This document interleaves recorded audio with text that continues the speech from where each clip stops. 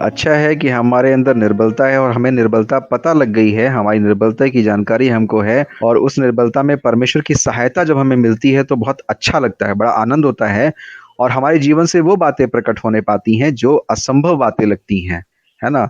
तो जिन बातों में हम अपने आप को सोचते हैं कि ये कैसे हो सकती हैं बातें, लेकिन जब परमेश्वर का अनुग्रह हमारे जीवन पर आता है, उसकी दया, उसका बचाव का हाथ हमारे जीवन पर आता है, तो हम उन तमाम बातों को करने पाते हैं जो बातें परमेश्वर से संबंध रखती हैं, जो बातें परमेश्वर को भाती हैं।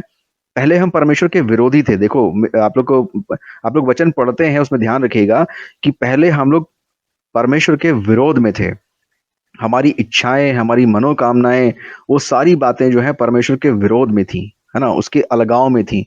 लेकिन अभी क्या हो रहा है कि जब यीशु मसीह में जब हमको अनुग्रह मिला, बाइबल बताती है अनुग्रह वो है जिसके हम योग्य ना थे, है ना? हम उस आत्मिक जीवन के योग्य नहीं थे, उस आनंद के योग्य नहीं थे, उस उस उस वाचा के कहते हैं ना योग्य नहीं थे, उस राज्य के योग्य नहीं थे जो इसमें हम आज सम्मिलित होने पाए हैं, है ना? परमेश्वर के राज्य में आज हम सम्मिलित होने पाए हैं, ये परमेश्वर के अनुग्रह की वजह से हुआ है। बाइबल कहती है यीशु मसीह में जो अनुग्रह हमारा हुआ है, इस वजह से आज हम परमेश्वर को जानते हैं, इस वजह से परमेश्वर की संगति का आनंद उठाते हैं, इस वजह से आज हम संसार की तमाम बातों से मुक्त होकर परमेश्वर के साथ हमारा जो आनंद है, जो सुख है वो मिलता है ना? संसार के लोग दुनिया में आनंद खोजते हैं और हमारा आनंद हमें परमेश्वर से मिल गया है ना? हमारी पवित्रता और ये आनंद हमको जीवन की तरफ लेके जा रहा है ना? एक ऐसे आनंद जीवन की तरफ ले जा रहा है जो बहुतायत का है।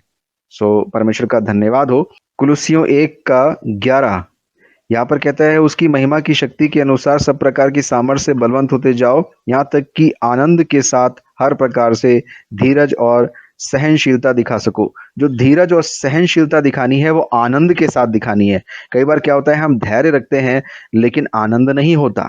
हम सहन करते हैं लेकिन उसमें आनंद नहीं होता, है ना? उसमें जलन होती है, उसमें कुढ़न होती है ना? कई बार कहते हैं हम कितना सहन करें, हम कितना सहन करें? कई लोग अंदर से जल रहे होते हैं, है ना? तो यहाँ पर ये गड़बड़ है। यहाँ पर देखिए क्या लिखा हुआ है कि जब धीरज दिखाओ और सहनशीलता दिखाओ तो उसके साथ आनंद होना चाहिए।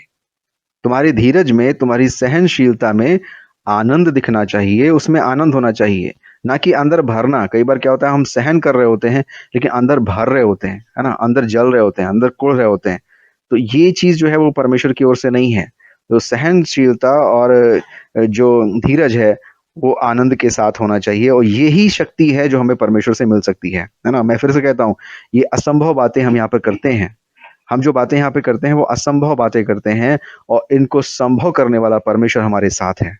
याद रखिए, इन बातों को संभव करने वाला परमेश्वर हमारे साथ है। कभी-कभी हम कहते हैं कि कैसे हमारे जीवन परमेश्वर की महिमा का कारण बन सकते हैं और हम लोग प्रार्थना करते हैं कि परमेश्वर हम आपकी महिमा का कारण बनना चाहते हैं, हम आपकी महिमा करना चाहते हैं। कि हमारे अंदर परमेश्वर की सामर्थ आएगी, उसकी शक्ति का जो प्रभाव आएगा, उससे हम आनंद के साथ हर प्रकार के धीरज और सहनशीलता जो है, सहनशीलता दिखा सकेंगे और बहुत ज़रूरी है। जब यहाँ पर इस संसार में हर तरफ हापाधापी है, हर तरफ होड़ लगी हुई है, आदमी भाग-भाग के चीज़ों को प्राप्त करने की, छीनने की होड़ में है, ना जाने क्या कर ले, क्या ना कर ले। वो ये इसलिए है क्योंकि वहाँ पर मनुष्य के जीवन में परमेश्वर की उपस्थिति, उसकी शक्ति का प्रभाव नहीं है, अनुग्रह में बलवंत होना नहीं है। प्रियो याद रखिए, हम जो यहाँ पर वचन पढ़ रहे हैं, ये ऐसे ऐसे वचन हैं जो मनुष्य बुद्धि, समझ और उसकी सामर्थ्य से बिल्कुल परे हैं और जिनकी की हमें आवश्यकता है, क्योंकि इनमें जीवन है। जिन बातों को हम पढ़ रहे हैं, एक्चुअल में इनमें जीवन है और यही जीवन है, जो शिक्षा आज हम वचन से प्राप्त कर रहे हैं। और निर्गमन की पुस्तक उसका 33 अध्याय का 16 पद जब उन्होंने कहा, तो उन्होंने जो ये बात पकड़ी है कि यह कैसे जाना जाए कि तेरे अनुग्रह की दृष्टि मुझ पर और अपनी प्रजा पर है।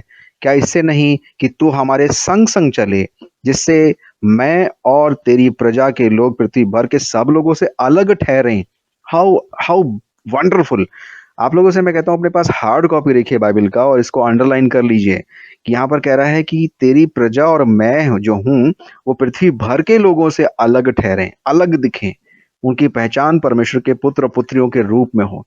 उनके जीवन की पवित्रता को देखकर, उनके जीवन के हाव भाव को देखकर लोग पहचान ले कि इनमें परमेश्वर वास करता है। वो पहचान ले कि इनमें परमेश्वर के लोग हैं। मित्रों, जब आपका जीवन परमेश्वर की महिमा नहीं करता तो आप लोग को मांगना है। कभी कभी कहते हैं प्रार्थना क्या करें, प्रार्थना क्या करें? यही प्रार्थना करें कि परमेश्वर ये सब बातें मेरे जीवन में पाई जाएं कि तेरी प्रजा के लोग और मैं जो हूँ, हम लोग क्या ठहरें? पृथ्वी भर के लोगों से बिल्कुल अलग दिखाई दें, अलग ठहरें, है ना? हम मिक्स ना हो जाएं। हमारी भाषा को, हमारे जीवन को देखकर ये लोग परमेश्वर की महिमा करें, ऐसा हमारा जीवन बना दीजिए प्रभु, है ना? ऐसी प्रार्थना करनी है, बना दीजिए प्रभु, है ना? आपके आज्ञाकारिता हमारा जीवन बन जाए, ना कि लोग हमारे जीवन को देखकर प्रभु आपको कहें कि ये लोग ऐसे होते हैं, है ना? ऐसा ना होने पाए पिता, है ना? तो ये हमारी प्रार्थना होनी चाहिए, हमारे भीतर की जो है वेदना होनी चाहिए कि प्रभु हम आपकी महिमा करना चाहते हैं और आपकी महिमा करना हमारा आनंद बन जाए। और ये तभी संभव है जब आपकी सामर्थ हमारे भीतर, आपकी संगति हमारे भीतर होगी, आपकी उपस्थिति हमारे भीतर होगी, तभी महिमा करने पाएंगे, वरना महिमा करना जो है असंभव है। नोट कर लीजिए, परमेश्वर की महिमा हमारे जीवन से असंभव है यदि परमेश्वर हमारे साथ साथ हमारे भीतर नहीं है और हम परमेश्वर की आत्मा से जन्मे नहीं हैं। परमेश्वर की आत्मा से जन्म लेना और परमेश्वर की आत्मा में चलना ही जीवन है।